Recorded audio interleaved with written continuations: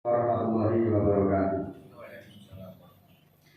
Alhamdulillahilladzi arsala rasulahu bil huda wa dinil haqqi liyudhhirahu 'ala dini kullihi walau karihal musyrikun. Asyhadu alla ilaha illallah wahdahu la syarika lah. Innama huwa ilahun wahid.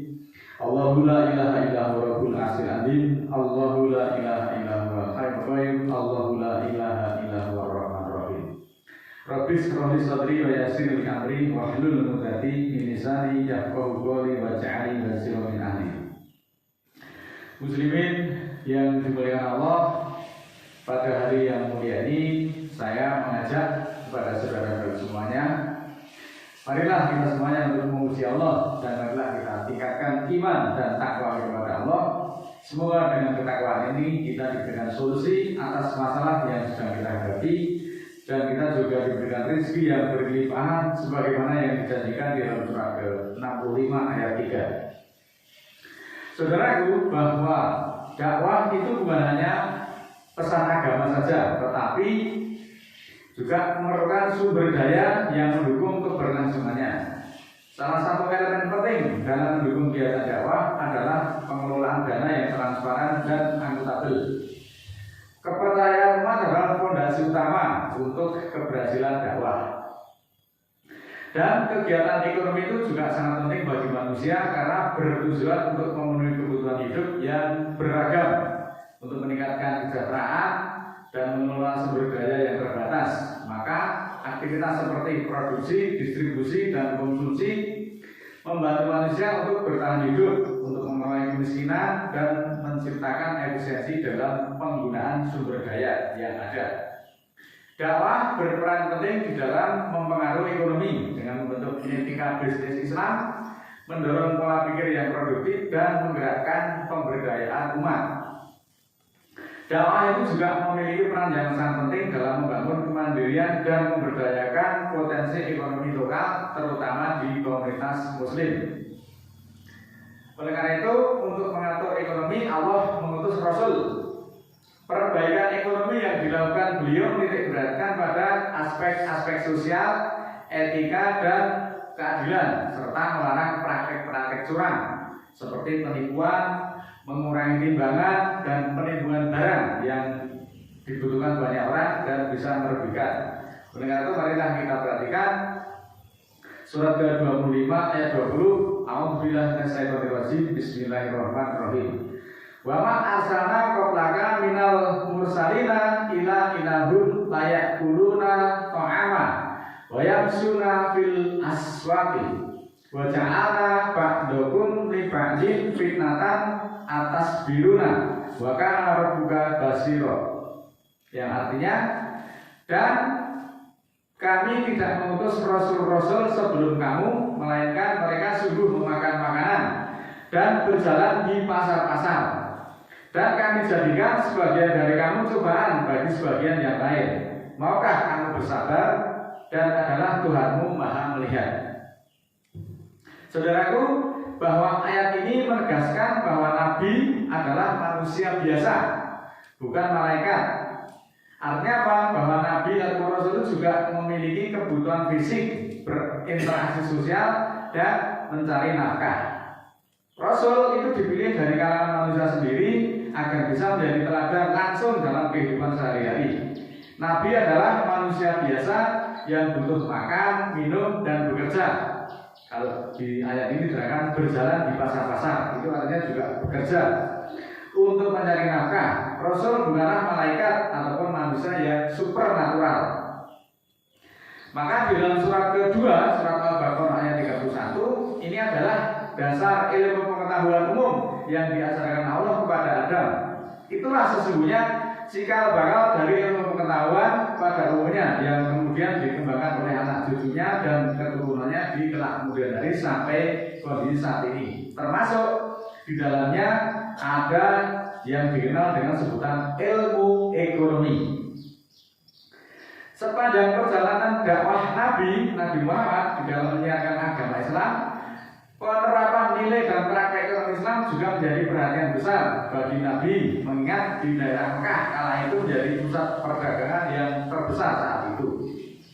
Mari kita simak dalam surat ke-25 ayat 7. Wa qalu mali hadar rasuli ya'kulu ta'ama wa yamsi fil aswaqi laula unzila ilaihi malakun fayakuna ma'ahu nadhira. Mereka berkata, kenapa Rasul itu memakan makanan dan berjalan di pasar-pasar?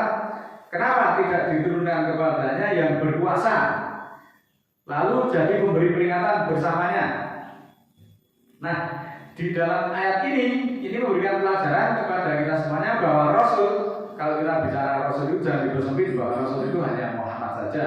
Kalau Al-Quran berkata Rasul itu artinya semua Rasul, karena Rasul itu bukan hanya Muhammad saja. Semua Rasul itu membutuhkan makan, membutuhkan minum, dan berjalan di pasar-pasar untuk memenuhi kebutuhan hidup seperti halnya manusia pada umumnya. Berjalan di pasar itu maknanya melakukan transaksi jual beli ataupun kegiatan ekonomi, berbisnis atau juga mencari nafkah sebagai bagian dari kehidupan sehari-hari.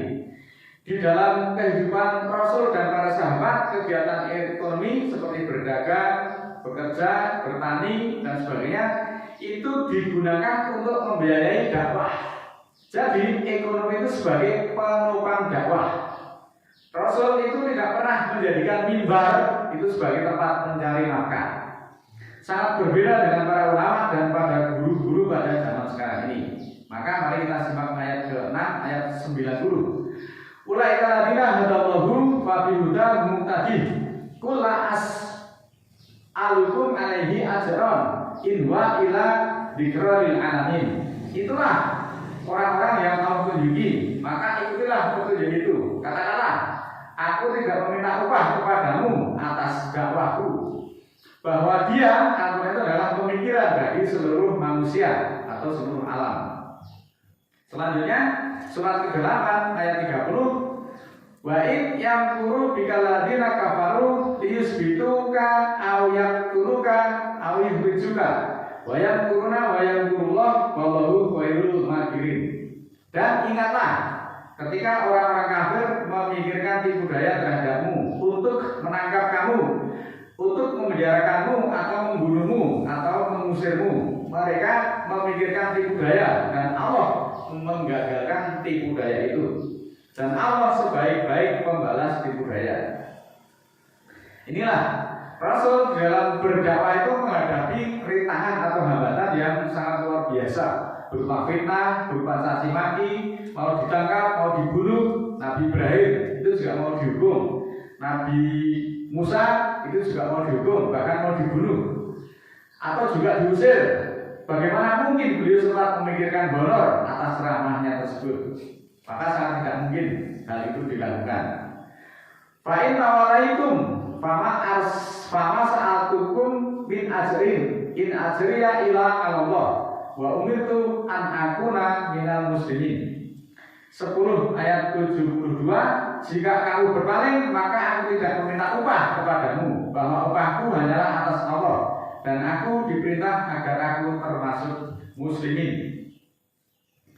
Surat kedua, surat Al-Baqarah ayat 174. Innal ladzina yaktumuna ma anzalallahu minal kitabi wa yastaru bihi samanan qalila ulaika mayakuluna fi butunihim ilan nar wa la yukallimuhumullahu yaumil qiyamati wa la yuzakihim wa lahum adzabun alim. Ya, artinya sesungguhnya orang-orang yang menyembunyikan apa yang Allah turunkan dari kitab dan menukarnya dengan nilai yang sedikit, itulah yang tidak memakan di dalam perutnya kecuali api. Dan Allah tidak akan berbicara pada mereka pada hari kiamat, dan Allah tidak akan mencerdaskan mereka, dan bagi mereka siksaan yang pedih. Saudaraku, ayat ini secara tegas melarang menyembunyikan hukum ataupun ilmu ataupun ayat-ayat Allah. Disembunyikan, tidak disampaikan atau dibeku. Artinya apa? Mau menyampaikan kalau ada upahnya atau honornya, berupa honor narasumber ceramah dan seterusnya. Maka kelak para penyampai yang berperilaku seperti itu, kelak dia tidak akan memakan di dalam perutnya kecuali api. Dan itu bukan ulama yang cerdas, ini kata Allah. Maka perhatikanlah wahai para mubalik dan ulama-ulama yang amplopan itu, apakah kau anggap remeh ancaman Allah yang seperti ini? Perintah Allah selanjutnya dalam surat ke-36 ayat 21, Itabihu malaisa alukum ajron wahum muhtadun. Ikutilah yang tidak meminta upah kepadamu jika mereka mendapat petunjuk. Ayat ini memerintahkan untuk orang-orang itu untuk mengikuti orang-orang yang tidak meminta imbalan atau meminta upah atas dakwahnya. Ayat ini juga melarang mengikuti pendakwah yang meminta upah atau bayaran atas ceramah-ceramahnya. Ayat ini menegaskan bahwa dakwah itu memerlukan ketulusan dalam menyampaikan ajaran, di mana mereka tidak mengharapkan imbalan materi dan mendapat petunjuk dari Allah. Meskipun mubalik, kalau masih menerima imbalan, maka Allah mengatakan dia itu tidak mendapatkan petunjuk. Nah, orang-orang yang tidak mendapat petunjuk apa pantas itu diikuti. Dan kita semuanya diperintahkan untuk mengikuti orang-orang yang mendapat petunjuk. Artinya orang yang tidak memperjualbelikan ayat-ayat Allah. Orang yang tujuannya cuan semuanya bisa dibuat alibi. Wah, ini kan ngajinya kita ini di hotel. Nah, di hotel itu kan perlu sewa alat, sewa tempat, konsumsi dan lain-lain. Alasannya seperti itu. Meskipun semuanya sebenarnya sudah dimarkat. Baik, kalau pertanyaan seperti itu kita juga bisa bertanya kembali. Tetapi kenapa ngaji harus di hotel? Ngaji itu di bawah pohon pun Allah sudah ridho. Mari kita perhatikan surat ke-48 ayat 18. Laqad radhiyallahu 'anil mu'minina id yubayyunaka tahta sajarati fa'alima ma fi qulubihim wa anjalas sakinatan 'alaihim wa asabahum fathan qariban. Sesungguhnya Allah telah ridho terhadap orang-orang mukmin ketika mereka berjanji setia kepadamu di bawah pohon. Maka Allah mengetahui apa yang ada di dalam hati mereka, lalu menurunkan keterangan atas mereka dengan memberi balasan kepada mereka dengan penangan yang dekat waktunya. Allah itu mengetahui keikhlasan dan kejujuran dan iman di dalam hati para hamba-hambanya. Berbaiat atau berjanji dalam ini adalah janji ngaji, bukan janji yang lain-lain. Untuk tidak harus di tempat-tempat yang mewah seperti hotel, resto, atau rumah makan, bahkan di bawah pohon pun Allah ridho.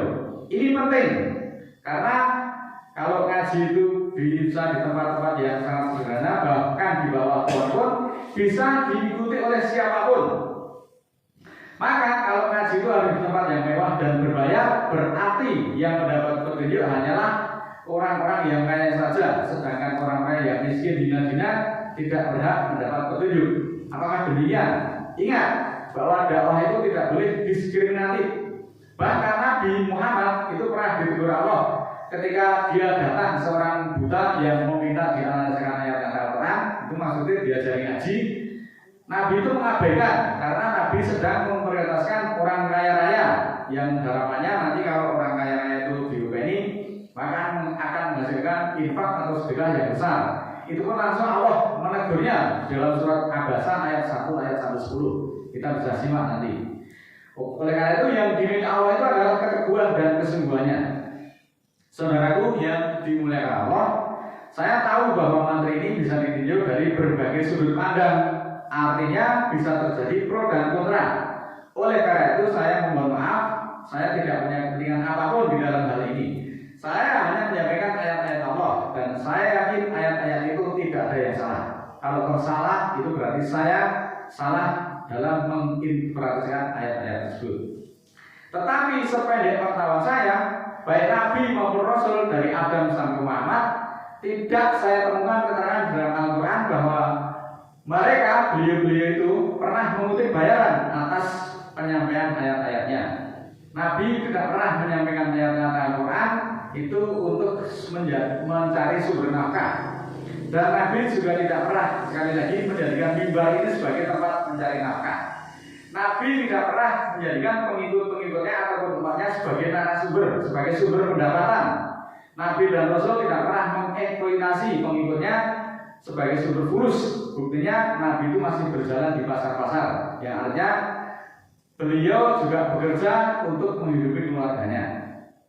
Oleh karena itu memang terjadi fenomena yang menggunakan ayat-ayat suci sebagai kedok untuk mencari keuntungan finansial secara pribadi, untuk mencari fulus. Ini adalah tindakan manipulasi religius yang sangat tercela. Fenomena hal-hal seperti ini bukan saja merugikan secara materi, tetapi juga merusak tatanan sosial kepercayaan masyarakat. Dan fenomena di mana oknum ataupun tokoh agama ataupun ustadz yang menyalahgunakan kepercayaan umat untuk kepentingan pribadi. Apakah hal-hal tersebut itu patut untuk diikuti? Maka secara tegas oknum yang berkedok agama yang fokus utamanya adalah fulus itu tidak pantas untuk diikuti berdasarkan ayat-ayat tersebut. Tindakan ini sering disebut dengan menjual ayat dengan harga yang murah. Ini merupakan tindakan penipuan yang berbalut agama. Banyak cara yang dilakukan oleh orang tersebut, utamanya adalah orientasinya uang. Banyak menarik iuran atau sedekah yang diwajibkan secara tidak wajar atau dengan tarif yang sangat tinggi, itu salah satunya. Kemudian di dalam hal pengelolaan anggaran ataupun pengelolaan dana tidak pernah ada transparansi, padahal itu dana adalah dananya umat. Kemudian juga menciptakan ketergantungan, mengklaim hanya dirinya yang bisa membimbing. Atasannya kamu tidak akan bisa mengetahui budi Allah. Maka tidak pantas mengambil profit dari kegiatan dakwah. Dakwah itu adalah panggilan, bukan tempat mencari profit. Oleh itu saudara, berdasarkan riwayat sejarah Islam, Rasul itu tidak pernah menjadikan dakwah itu sebagai sarana untuk mencari nafkah. Beliau menyusahkan tentang aktivitas menyampaikan risalah ataupun dakwah dengan usaha dalam rangka memenuhi kebutuhan hidup sehari-hari. Dengan demikian, dakwah dan mencari nafkah itu adalah dua medan perjuangan yang berbeda. Namun kedua-duanya bisa beribadah ibadah itu jika dilakukan dengan niat yang benar dan cara yang halal. Oleh karena itu, mudah-mudahan kita diberi kekuatan berjuang itu tanpa mengharapkan keuntungan. Marilah kita tulus dalam perjuangan ini, benar-benar hanya mengharap ridho dari Allah Ta'ala. Jangan kita mengambil keuntungan dari dakwah kita. A'udzubillahi minasyaitonirrajim. Bismillahirrahmanirrahim. Allahumma ighfirli walil mu'minina wal mu'minat al-ahya'i minhum wal amwat innaka sami'un qaribun mujibud da'wat innaka 'ala kulli syai'in qadir. Rabbana la tu'akhidna in nasina aw akhtana. Rabbana wa la tahmil 'alaina isran kama hamaltahu 'alal ladzina min qablina. Rabbana wa la tuhamilna ma la taqata lana bi wa'fu 'anna waghfir lana warhamna anta maulana fansurna 'alal qaumil kafirin. Rabbana ighfir lana dzunubana wa kaffir 'anna sayyi'atina wa tawaffana ma'al abrar. Rabbana la tuzigh qulubana ba'da idh hadaitana wa hab lana min ladunka rahmah innaka antal wahhab. Rabbana ighfir lana wa li ikhwanina alladziina sabaquna bil iman wa la taj'al fi qulubina ghillan lil ladzina amanu rabbana innaka ghafurur rahim. Rabbi auzi'ni an ashkura ni'matallati an'amta 'alayya wa 'ala walidayya wa an amala sholihan tardahu wa aslih li fi dzurriyyati inni tubtu ilaika wa inni minal muslimin. Subhana rabbika rabbil izzati amma yasifun wa salamun alal mursalin walhamdulillahi rabbil alamin. Wassalamualaikum warahmatullahi wabarakatuh.